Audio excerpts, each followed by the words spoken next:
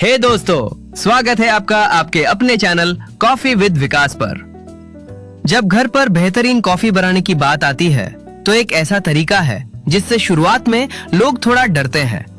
उन्हें लगता है कि ये बहुत मुश्किल है, लेकिन सच मानिए, जो लोग स्पेशल कॉफी, स्पेशलिटी कॉफी को सच में पसंद करते हैं, उनके लिए इससे बेहतर कोई तरीका नहीं है।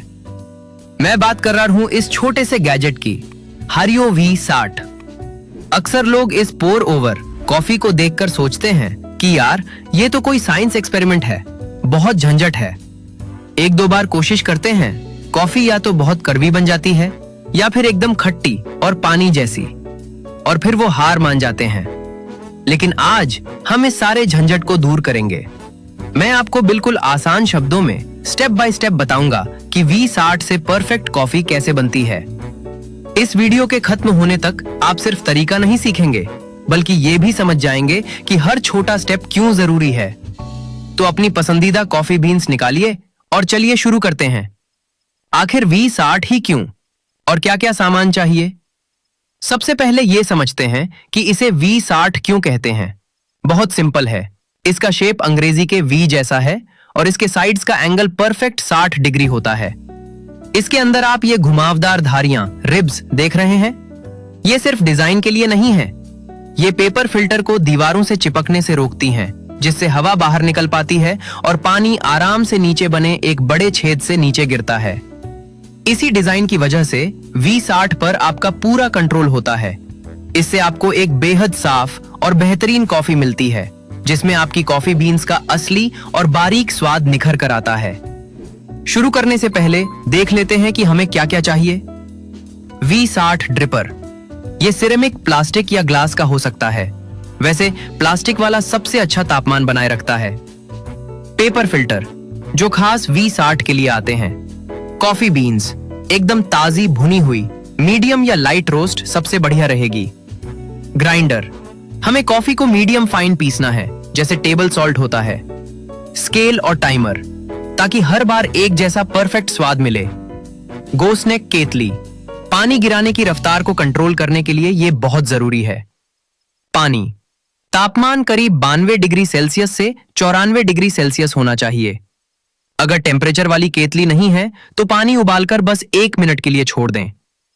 चलिए अब थोड़ा हिसाब किताब समझ लेते हैं, लेकिन बहुत आसान तरीके से। आज का हमारा गोल्डन नुस्खा है 15 ग्राम कॉफी और 250 ग्राम पानी। इसे हम 1:16.6 का रेशियो कहते हैं, जो एक बैलेंस्ड और शानदार कप कॉफी के लिए बिल्कुल परफेक्ट है। पहला स्टेप, पेपर फिल्टर को उसकी सिलाई की तरफ से मोड़िए, खोलिए और V60 कोन में रख दीजिए। अब आता है सबसे जरूरी काम, फिल्टर को गर्म पानी से धोना। इसके दो बड़े कारण हैं। पहला, इससे कागज का जो अपना एक स्वाद होता है वो धुल जाता है, ताकि आपकी कॉफी का स्वाद खराब ना हो। दूसरा, इससे आपका V60 और नीचे का ग्लास सर्वर गर्म हो जाते हैं, जिससे कॉफी बनाते समय पानी का तापमान अचानक कम नहीं होता। अब इस धुले हुए पानी को फेंक दीजिए। अब इसमें डालिए अपनी 15 ग्राम मीडियम फाइन पिसी हुई कॉफी। इसे हल्का सा हिलाकर बराबर कर लीजिए। पूरे सेटअप को स्केल पर रखिए और वजन को 0 कर दीजिए। अब आता है सबसे मजेदार हिस्सा, पानी डालना। हम अपने 250 ग्राम पानी को 4 हिस्सों में डालेंगे।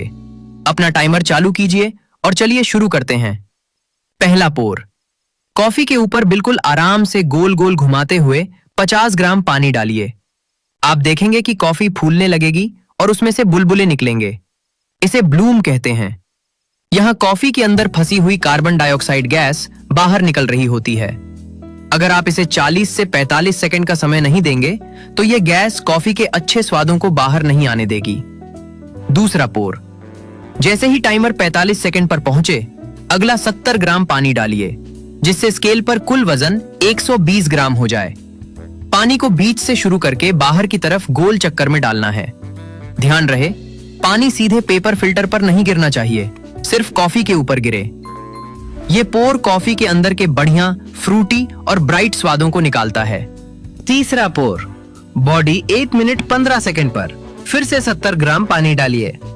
अब आपका टोटल वजन हो जाएगा 190 ग्राम। ये पोर कॉफी को एक गाढ़ापन, बॉडी और उसकी मिठास देता है, जैसे चॉकलेट या नट्स का स्वाद।